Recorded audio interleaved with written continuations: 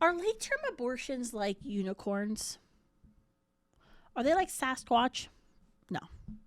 Unfortunately, late-term abortions actually exist. Now, there has been a messaging campaign from Planned Parenthood and the abortion lobby, and they must have sent a memo out to all their allies in the media recently to say that late-term abortion isn't real, that doesn't exist. Why?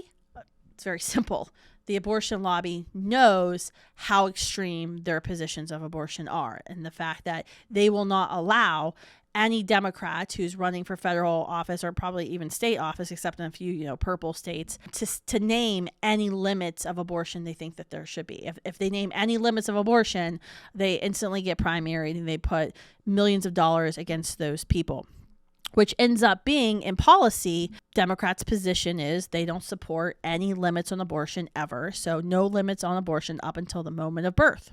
That's actually what it is. Now, why do they say, how can they say that late-term abortions don't exist? Because we know they exist. How do we know they exist, by the way? Because the CDC, Centers for Disease Control, even though we don't have a national abortion reporting law, we know from the CDC that from the states that do report their abortions into the CDC, not California and New York, the two biggest ones, but we know over 11,000 late-term abortions happen every year. We also know late-term abortion exists because people like Melissa Ohden, who started ASN, the Abortion Survivors Network, there are actual people who are alive today whose parents tried to abort them, and the abortion, thank God, failed. So they are living proof that late-term abortions happen. Now, how can the media allow this lie and farce to continue, you might ask yourself. I ask myself this all the time. Well, here's what the abortion lobby has done. The abortion lobby is saying that in some OBGYN textbooks, you've ever heard the word full term, like when a pregnancy is full term, mother's full term, meaning she's 36 to 40 weeks, she's ready to give birth, okay? That's considered like a full term pregnancy, that she's ready to give birth. The child shouldn't have any expected preterm issues. Pre-birth issues. Late term, I guess, in those definitions are like if she goes past the 40 weeks. So she's like 40, do you ever have a friend who's like baby was like really comfortable and snug in the womb and just didn't want to go out, and your friend's like, I really hope they induce me soon or I go into labor, and she's like really miserable because she's like 41, 42 weeks pregnant. They say, well, that's considered late term, therefore no late term abortions exist. It's all a matter of semantics, people. When we pro-lifers talk about late term, we're talking about later in term pregnancies that are ended in abortion. Babies who are later in term who are killed via abortion.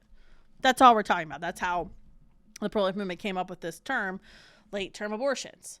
That these are children, and usually when I think most people think in the pro-life movement of late term, they think of abortions after 20 weeks when a child we know could survive because of our medical technology outside of the womb, and we know premature children have survived, have been born outside of the womb whose parents weren't trying to abort them.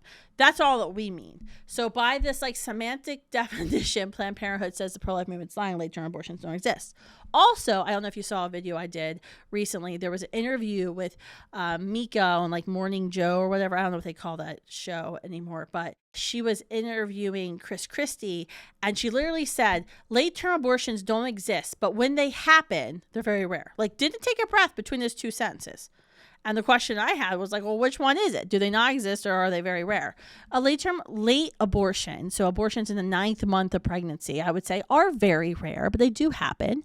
You can go to Google and type in, Dr. William Hearn and look up his Boulder, Colorado late-term abortion facility, where he literally had a profile on him in the Atlantic about how many late-term abortions he's committed.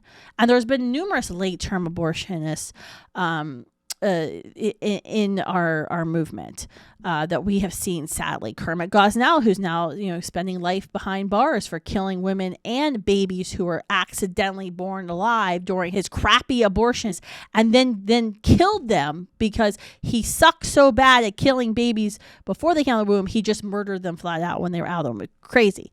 There is an Albuquerque, New Mexico late-term abortion facility that the University of New Mexico rents space to this late-term abortion facility for $1 a year that just stopped recently committing late-term abortions because they've killed so many women they can't afford insurance. There are a number of late-term abortionists. Dr. Leroy Carhart just passed away. His son now has decided to take his place, and he was operating outside of Omaha, Nebraska. He operates in the D.C. area in Silver Spring, Maryland. I think he's going to relocate to Colorado. Congratulations, Coloradans. You've really created a great state for yourselves recently when it comes to abortion. So late-term abortion does exist. Look at the CDC.